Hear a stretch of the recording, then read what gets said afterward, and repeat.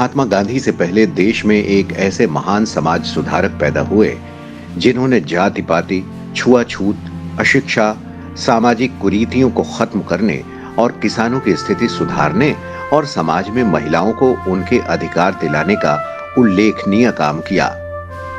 19वीं शताब्दी में भारतीय समाज अंधविश्वासी परंपराओं और नवीन विचारों के द्वंद्व में उलझा हुआ था। ऐसी ही विषमता भरे परिवेश में महाराष्ट्र की धरती पर गोविंद राव के घर एक बालक का जन्म हुआ। बालक का नाम रखा गया ज्योतिराव। उनका पूरा नाम ज्योतिराव गोविंदराव फुले था। वैसे उनका असल नाम ज्योतिराव गोविंदराव फुले था, लेकिन ज्योतिबा फुले के नाम से वे मशहूर हुए। जाति प्रथा, पुरोहितवाद, स्त्री पुरुष असमानता और अंधविश्वास के साथ समाज में व्याप्त आर्थिक, सामाजिक और सांस्कृतिक भ्रष्टाचार के विरुद्ध सामाजिक परिवर्तन की जरूरत भारत में शताब्दियों से रही है। इस लक्ष्य को लेकर आधुनिक युग में सार्थक, सशक्त और काफी हद तक सफल आंदोलन चलाने का श्रेय ज्योतिबा फुले को ही जाता है। महात्मा फुले भारत में सामाजिक परिवर्तन की लड़ाई के अगुवा हैं। अपने विचारों और कार्यों की बदौलत उन्होंने पिछड़े वंचित समाज को वर्ण व्यवस्था के भेदभावकारी और शोषणकारी चंगुल से आजादी के लिए निर्णायक संघर्ष का नेतृत्व किया। इसके साथ ही उन्होंने देश की पहली महिला शिक्षिका और अपनी पत्नी सावित्रीबाई फुले के साथ मिलकर महिलाओं की मुक्ति के लिए भी प्रयास किया। देश में समाज सुधार आंदोलन पर उनके प्रभावों को इस बात से समझा जा सकता है कि संविधान निर्माता डॉक्टर भीमराव अंबेडकर महात्मा फुले को अपना प्रेरणा स्रोत मानते थे। महात्मा ज्योतिबा फुले को 19वीं सदी का प्रमुख समाज सेवक माना जाता है। उन्होंने भारतीय समाज में फैली अनेक कुरीतियों को दूर करने के लिए सतत संघर्ष किया। भारतीय सामाजिक क्रांति के जनक कहे जाने वाले महात्मा ज्योतिबा फुले का जन्म 11 अप्रैल 1827 को महाराष्ट्र के पुणे में माली परिवार में हुआ था। वे एक महान विचारक, कार्यकर्ता, समाज सुधारक, लेखक, दार्शनिक, संपादक और क्रांतिकारी थे। उन्होंने जीवन भर पिछड़ी जाति, महिलाओं और दलितों के उद्धार के लिए काम किया। इस काम में उनकी धर्मपत्नी सावित्रीबाई फुले ने भी पूरा योगदान दिया। उन्होंने स्त्री शिक्षा और स्त्रियों के उत्थान के लिए भी काफी काम किए। महात्मा फुले का बचपन कठिनाइयों में बीता। महज 9 माह के थे जब उनकी मां का देहांत हो गया। उनका लालन पालन सगुणाबाई नामक एक दाई ने किया। सगुणाबाई ने ही उन्हें मां की ममता और दुलार दिया। 7 साल की आयु में ज्योतिबा फुले को गांव के स्कूल में पढ़ने के लिए भेजा गया। आर्थिक तंगी के कारण खेतों में पिता का हाथ बटाने के लिए उन्हें छोटी उम्र में ही अपनी पढ़ाई छोड़नी पड़ी। स्कूल छोड़ने के बाद भी उनमें पढ़ने की ललक बनी रही। सगुणाबाई ने बालक ज्योतिबा को घर में ही पढ़ने में मदद की। घरेलू काम के बाद जो समय बचता उसमें वो किताबें पढ़ते थे। ज्योतिबा फुले पास पड़ोस के बुजुर्गों से विभिन्न विषयों में चर्चा करते। लोग उनकी तर्क संगत बातों से बहुत प्रभावित होते थे। पड़ोसियों ने उनकी प्रतिभा को पहचाना और उनके कहने पर उनके पिता ने उन्हें स्कॉटिश मिशंस हाई स्कूल में दाखिला करा दिया। सन 1840 में ज्योतिबा फुले का विवाह सावित्रीबाई से हुआ था। ज्योतिबा फुले के काम में उनकी पत्नी ने बराबर का योगदान दिया। हालांकि वो पढ़ी लिखी नहीं थी और शादी के बाद ज्योतिबा ने ही उन्हें पढ़ना लिखना सिखाया। उन्होंने कभी पीछे मुड़कर नहीं देखा। महात्मा गांधी और कस्तूरबा के दाम्पत्य की तरह ज्योतिबा और सावित्री का दाम्पत्य भी बहुत ही मोहक और अनुकरणीय है। उसमें कहीं भी प्रतिक्रियावाद और अंध नकारवाद की जगह नहीं है। ज्योतिबा फुले से महात्मा ज्योतिबा फुले बनने की उनकी यात्रा काफी रोचक और कुछ महात्मा गांधी के संघर्ष और अनुभव से मिलती जुलती है। जिस प्रकार महात्मा गांधी अफ्रीका में रंगभेद के शिकार हुए और बाद में उन्होंने इसे जड़ से उखाड़ फेंकने का प्रण लिया और बाद में उस प्रण को पूरा भी किया, ठीक उसी प्रकार महात्मा फुले जाति आधारित भेदभाव का दंश झेलने के बाद उसके समापन के लिए लड़ते रहे। 1848 में वो अपने एक मित्र के विवाह में शामिल होने के लिए गए थे। विवाह समारोह के दौरान दूल्हे के रिश्तेदारों ने पिछड़ी जाति का होने के कारण उनका काफी अपमान किया। इसके बाद ज्योतिराव ने जाति प्रथा को जड़ से समाप्त करने का संकल्प लिया। उन्होंने तय किया कि इसकी शुरुआत महिलाओं के सशक्तिकरण के साथ करेंगे, क्योंकि उनकी स्थिति और भी खराब थी। उनका मानना था कि जब तक समाज में स्त्रियों, नीची जाति के लोगों का विकास नहीं होगा, तब तक जाति प्रथा जैसी कुरीतियों का समाधान संभव नहीं है। उनका मानना था कि जब तक समाज में स्त्रियों और पिछड़ी जाति वालों का उत्थान नहीं होगा, तब तक समाज का चहुमुखी विकास संभव नहीं है। थॉमस पेन की किताब राइट्स ऑफ मैन ने उन्हें बहुत प्रभावित किया। थॉमस पेन की पुस्तक से प्रभावित होकर फुले सामाजिक न्याय की गहरी समझ विकसित करते हैं और भारतीय जाति व्यवस्था के कटु आलोचक बन जाते हैं। उन्होंने तर्क दिया कि महिलाओं और पिछड़ी जातियों की सामाजिक असमानताओं को संबोधित करने में शिक्षा एक महत्वपूर्ण कारक है। ज्योतिबा फुले को एहसास हो गया था कि ईश्वर के सामने स्त्री पुरुष दोनों का अस्तित्व बराबर है, फिर दोनों में भेदभाव करने का कोई मतलब नहीं है। उस समय लड़कियों और महिलाओं की दशा अत्यंत शोचनीय थी और उन्हें पढ़ने लिखने की भी अनुमति नहीं थी। अपनी कल्पनाओं और आकांक्षाओं के एक न्याय संगत और एक समाज बनाने के लिए 1848 में ज्योतिबा फुले ने लड़कियों के लिए स्कूल खोला। ये देश का पहला लड़कियों के लिए विद्यालय था। लड़कियों को पढ़ाने के लिए अध्यापिका नहीं मिली तो उन्होंने कुछ दिन खुद ये काम कर अपनी पत्नी सावित्री को इस योग्य बना दिया। उनकी पत्नी सावित्रीबाई वहां अध्यापन का काम करती, लेकिन लड़कियों को शिक्षित करने के प्रयास में एक उच्च अशोचनीय घटना हुई। उस समय ज्योतिबा को अपना घर छोड़ने के लिए मजबूर किया गया। हालांकि इस तरह के दबाव और धमकियों के बावजूद वो अपने लक्ष्य से नहीं भटके और सामाजिक बुराइयों के खिलाफ लड़ते रहे और इसके खिलाफ लोगों में चेतना भी फैलाते रहे। 1851 में इन्होंने बड़ा और बेहतर स्कूल शुरू किया जो बहुत प्रसिद्ध हुआ।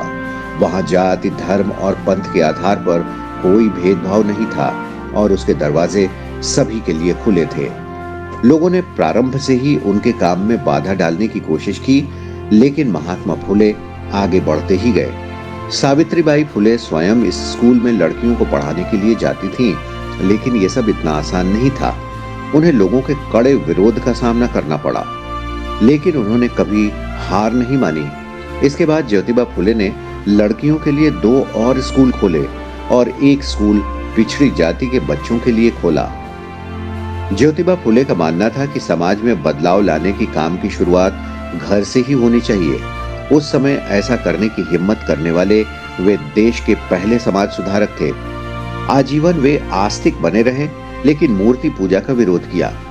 24 सितंबर 1873 को दलितों और निर्बल वर्ग को न्याय दिलाने के लिए ज्योतिबा फुले ने सत्य शोधक समाज स्थापित किया।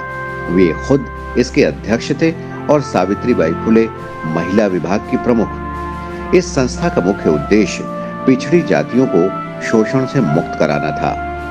उन्होंने मूर्ति पूजा का भी विरोध किया और चतुर्वर्णीय जाति व्यवस्था को ठुकरा दिया। इस संस्था ने समाज में तर्क संगत विचारों को फैलाया और शैक्षणिक और धार्मिक नेताओं के रूप में उच्च वर्ग को स्वीकार करने से इनकार कर दिया। सत्य शोधक समाज पूरी तरह से गैर राजनीतिक संगठन था।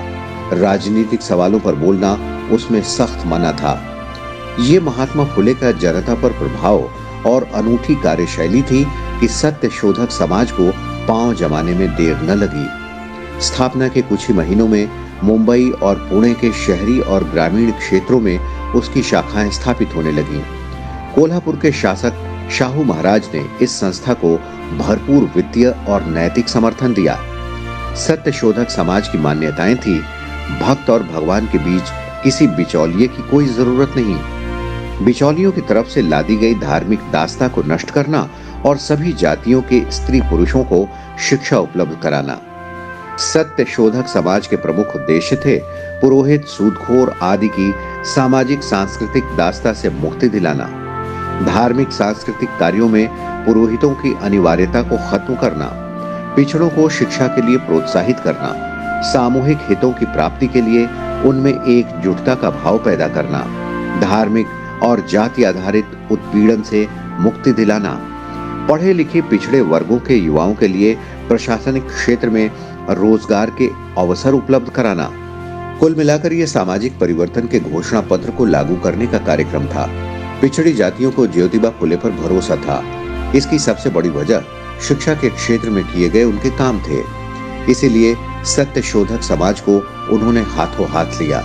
कुछ ही सालों में उसकी शाखाएं मुंबई और पुणे के शहरी, कस्बाई और ग्रामीण क्षेत्रों में खुलने लगी। एक दशक के भीतर वो संपूर्ण महाराष्ट्र में पैठ जमा चुका था। समाज की सदस्यता सभी के लिए खुली थी।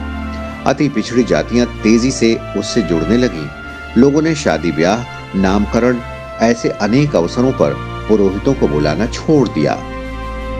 इसी साल उनकी पुस्तक गुलामगिरी का भी प्रकाशन हुआ।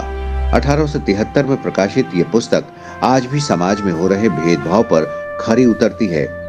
दोनों ही घटनाओं ने पश्चिमी और दक्षिण भारत के भावी इतिहास और चिंतन को बहुत प्रभावित किया। महात्मा फुले की किताब गुलामगिरी बहुत कम पृष्ठों की एक किताब है, लेकिन इसमें बताए गए विचारों के आधार पर पश्चिमी और दक्षिणी भारत में बहुत सारे आंदोलन चले। उत्तर प्रदेश में चल रही दलित अस्मिता की लड़ाई के बहुत सारे सूत्र गुलामगिरी में ढूंढे जा सकते हैं। आधुनिक भारत महात्मा फुले जैसी क्रांतिकारी विचारक का आभारी है। अमेरिकी राष्ट्रपति के भारत दौरे के दौरान पूर्व उप मुख्यमंत्री छगन भुजबल ने मुंबई में बराक ओबामा को यह पुस्तक भेंट स्वरूप दी और उन्हें इसका सार बताया। इससे ओबामा भी प्रभावित दिखे और भारत से अनमोल भेंट कहकर इस किताब को स्वीकार किया। महात्मा फुले ने समाज के लिए काम करते हुए अनेक पुस्तकें लिखी। ये सभी पुस्तकें उनके कार्य को गति प्रदान करती हैं। ज्योतिबा फुले ने गुलामगिरी के अलावा तृतीय रत्न, छत्रपति शिवाजी, राजा भोसले का पखड़ा, किसान का कोड़ा और अछूतों की कैफियत जैसी कई पुस्तकें लिखी। ज्योतिबा ने किसानों, श्रमिकों और अन्य सर्वहारा वर्ग की दबी आवाज को उभारने के मकसद से जनवरी 1877 में एक साप्ताहिक समाचार पत्र का प्रकाशन संपादन शुरू किया। उस समाचार पत्र का नाम दीन बंधु था। उन्होंने किसानों और श्रमिकों की संतोषजनक स्थिति और उनकी उपयुक्त मांगों के लिए उन्हें एकजुट होकर संघर्ष करने के लिए प्रेरित, शिक्षित और संगठित किया। सत्य शोधक समाज के आंदोलन में इसके मुखपत्र दीन बंधु प्रकाशन ने भी महत्वपूर्ण भूमिका निभाई। ज्योतिबा के प्रयासों से उन दिनों किसानों और श्रमिकों के हितों की रक्षा और सत्य शोधक समाज के प्रचार के लिए अम्बाल हरि, दीन मित्र, किसानों का हिमायती नामक समाचार पत्र प्रकाशित किए गए। 1882 में तत्कालीन अंग्रेजी सरकार ने हंटर कमीशन भेजा। हंटर कमीशन के अध्यक्ष सर विलियम हंटर थे।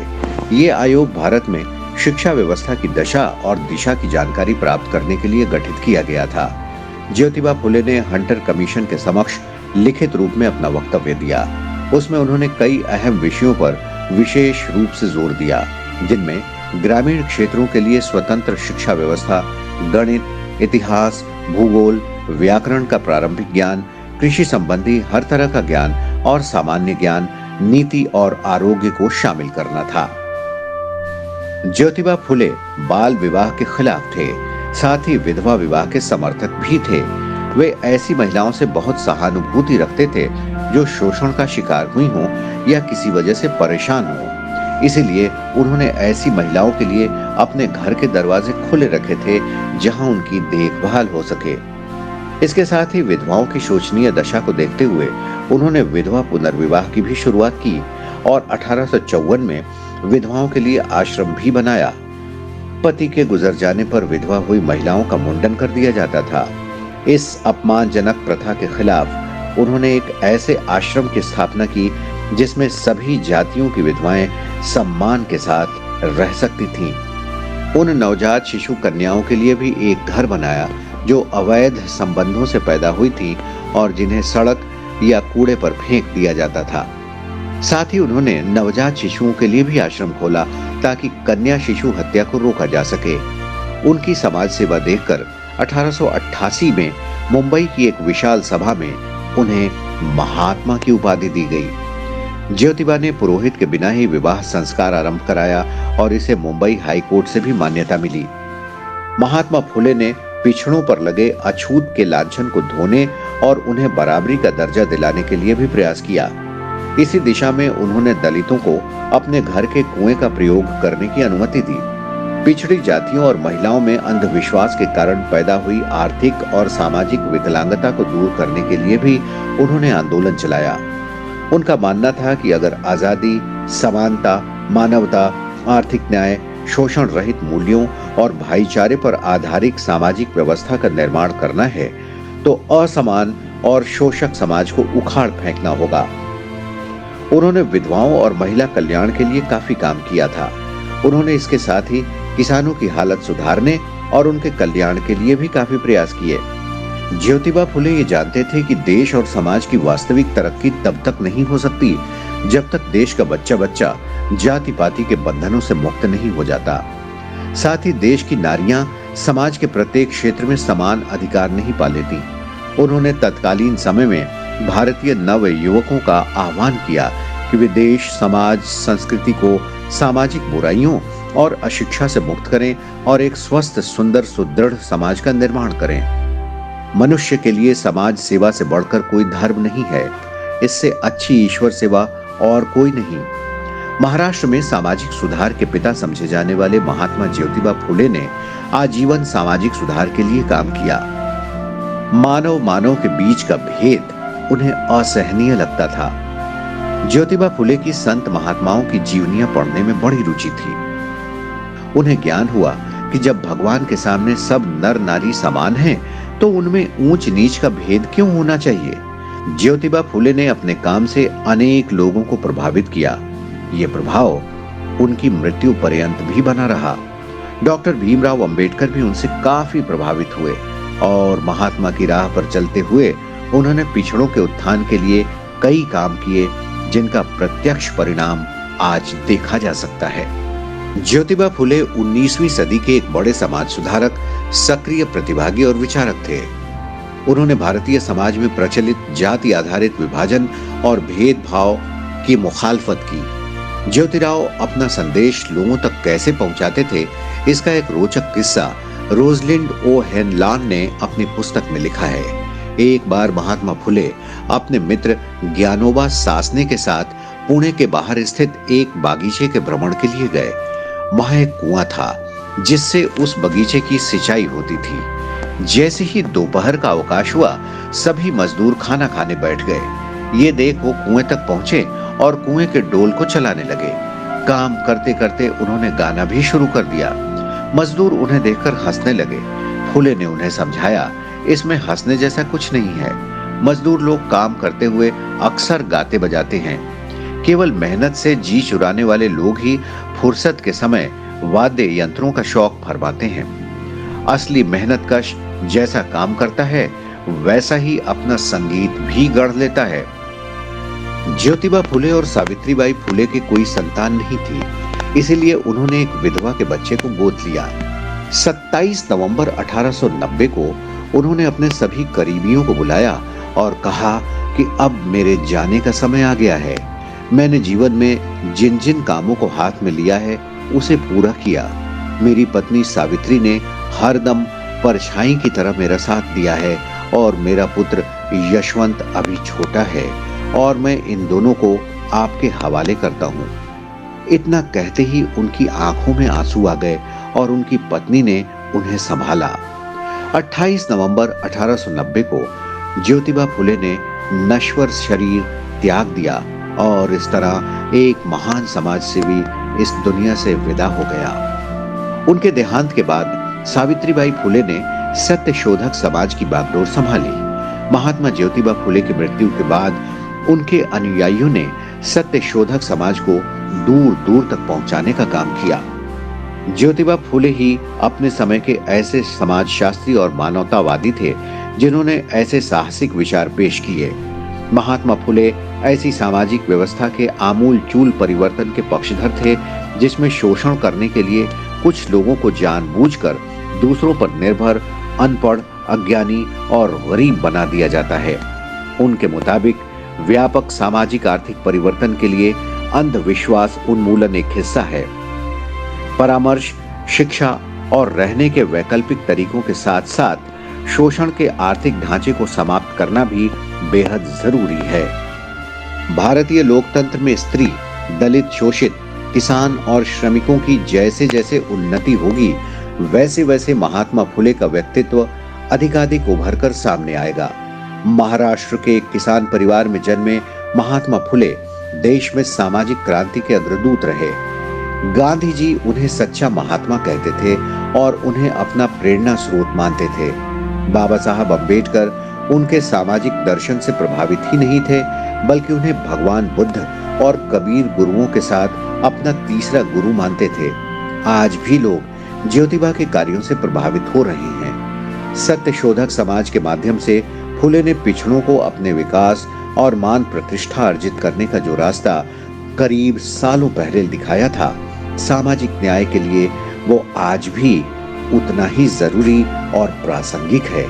भले ही इस महान विचारक ज्योतिबा फुले को गए 100 साल से अधिक समय बीत गया हो, मगर उनके विचार आज भी प्रासंगिक हैं और राष्ट्र और जीवन को प्रभावित करते हैं।